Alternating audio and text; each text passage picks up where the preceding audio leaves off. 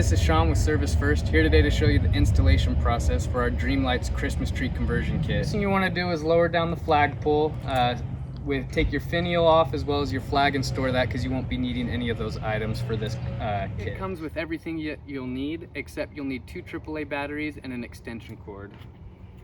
Kitting is made to be reusable so that you can store it conveniently year-round.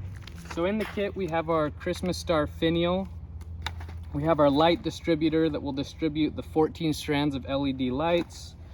We have all the hardware necessary to secure it, as well as stakes and zip ties, a receiver to turn on and off, as well as a remote. All right, so the first thing we'll do is take out our star bolt, and on both sides we'll put a washer and a nut, and we'll hand tighten them down just like this. All right, so now we'll take our light distributor, but we'll leave the Velcro on the LED lights so that they don't get tangled up.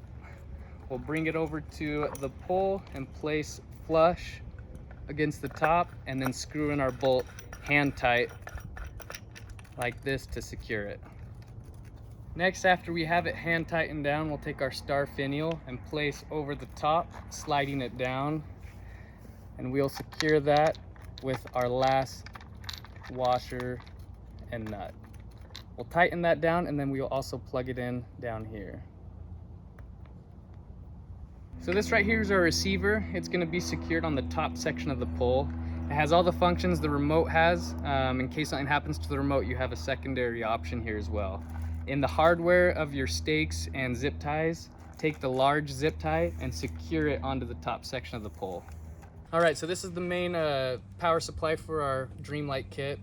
We're gonna go right here and undo the zip tie, and it's gonna run down the pole vertically and rest about right here. And we're gonna zip tie it so that it stays off the ground, and then we'll plug in our extension cord.